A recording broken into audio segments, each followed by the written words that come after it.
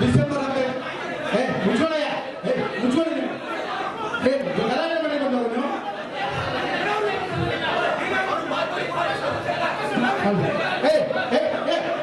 ನಿಮ್ಗೆ ಕೆಲಸ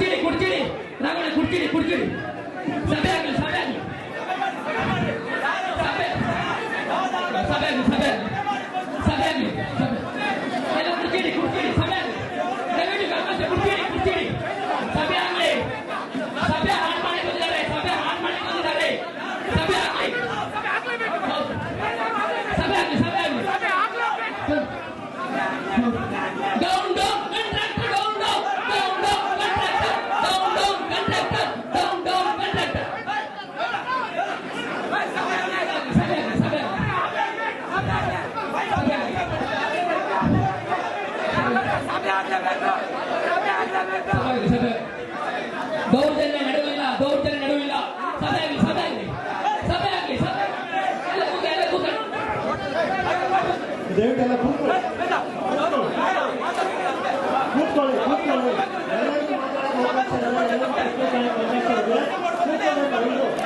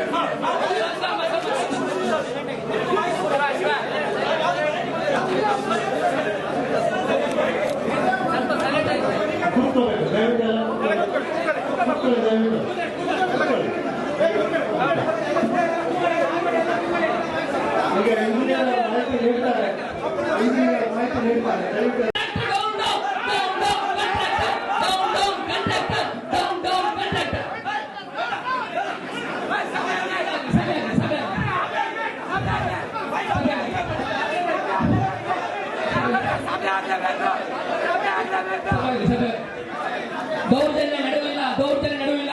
ಸಭೆ ಆಗಲಿ, ಸಭೆ ಆಗಲಿ, ಸಭೆ ಆಗಲಿ, ಸಭೆ ಎಲ್ಲ ಕೂತ್ಕೊಳ್ಳಿ. ದಯವಿಟ್ಟು ಕೂತ್ಕೊಳ್ಳಿ,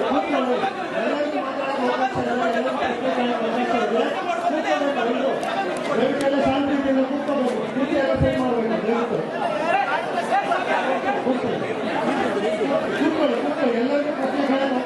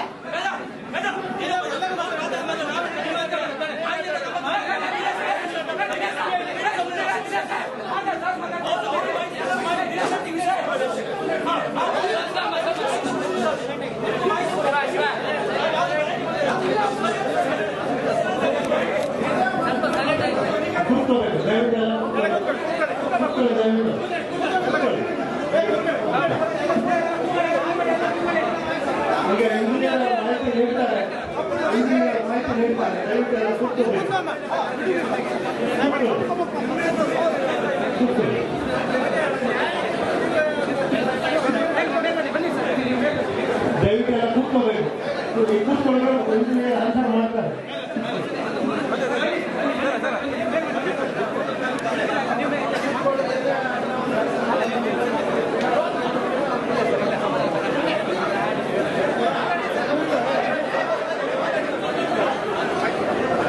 ಕೂತ್ಕೊಂಡ್ರೆ ಇಂಜಿನಿಯರ್ ಪ್ರಶ್ನೆಗೆ ಆನ್ಸರ್ ಮಾಡ್ತಾರೆ.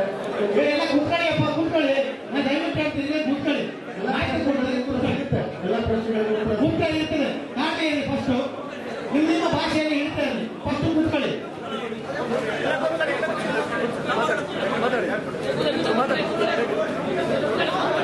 ಫಸ್ಟ್ ಕೂತ್ಕೊಳ್ಳಿ.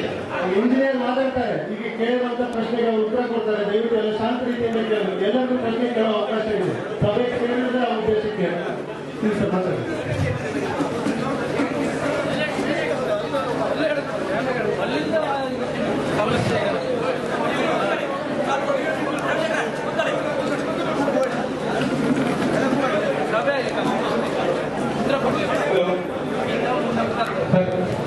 ಸರ್ ನಮ್ದೇನು ಸರ್, ಒಂದೇ ಒಂದು ನಿಮಿಷ. ನಮ್ಮ ಸರ್ ಕೇಳಿದವರಿಗೆ ಎಲ್ಲ ಪ್ರಾಜೆಕ್ಟ್ ಸಂಬಂಧಪಟ್ಟ ನಾನು ಮಾಹಿತಿ ಕೊಡ್ತೀನಿ ಸರ್. ಅದಾದ್ಮೇಲೆ ನಮ್ಗೆ ಡೌಟ್ ಇದ್ದ ಅದನ್ನ ಕೇಳಿ ಸರ್, ದಯವಿಟ್ಟು ಅಲ್ವಾ. ಇವಾಗ ಆಕ್ಚುಲಿ ನಾನು ಆಮೇಲೆ ಪರ್ಮಿಷನ್ ಎಲ್ಲ ಮೊದಲು ಇಂಜಿನಿಯರ್ ಸರಿಯಾದ ಮಾಹಿತಿಗಳನ್ನು ಕೊಡಲಿ. ಮೊದಲು ಇಂಜಿನಿಯರ್ ಸರಿಯಾದ ಮಾಹಿತಿಗಳನ್ನು ಕೊಡಲಿ. ಪ್ರಶ್ನೆಯನ್ನು ಒಬ್ಬೊಬ್ಬರು ಒಂದೊಂದೇ ಪ್ರಶ್ನೆಗಳನ್ನು ಕೇಳಿ. ಇವಾಗ ಗೊಂದಲ ಆಗ್ತದೆ. ಸರಿಯಾದ ಪ್ರಶ್ನೆಗಳನ್ನು ಕೇಳಿ. ನೀವು ಕೇಳಿ ಒಂದು ನಂತರ ನೀವು ಕೇಳಿ, ಆರಾಮಾಗಿ ಕೇಳಿ, ರೆಡಿ ಮಾಡ್ಕೊಂಡ್ಬಿಡಿ. ಇಲ್ಲಿ ಎಲ್ಲ ಮಾಡ್ಲಿಕ್ಕೋ ಫೈಟಿಂಗ್ ಮಾಡ್ಲಿಕ್ಕೋ ಯಾರು ಮುಂದವರಲ್ಲ. ನಾವೆಲ್ಲ ಹಿರಿಯರಿದ್ದೇವೆ, ಇದನ್ನೆಲ್ಲ ಕೂಲ್ ಹಾಕಿ ಕಾಮ್ ಹಾಕಿ ಕೂತ್ಕೊಂಡು ಮಾಡಿ. ಯಾವ ಮುಖ್ಯಸ್ಥರನ್ನು ಪ್ರಜೆಯಲ್ಲ, ಪ್ರತಿಯೊಬ್ಬ ಪ್ರಜೆಗೂ ಅಧಿಕಾರ ಇದೆ. ಅಲ್ಲ ಹೇಳ್ತಾರೆ ನೀವು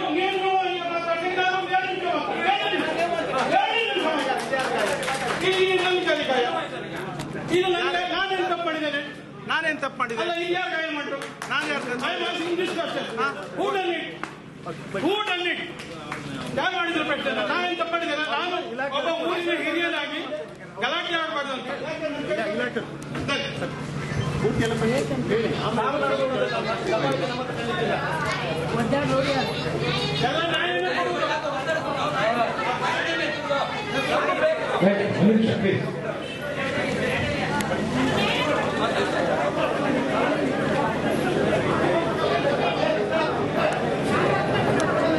ಆಕ್ಚುಲಿ ಸರ್ ಇವಾಗ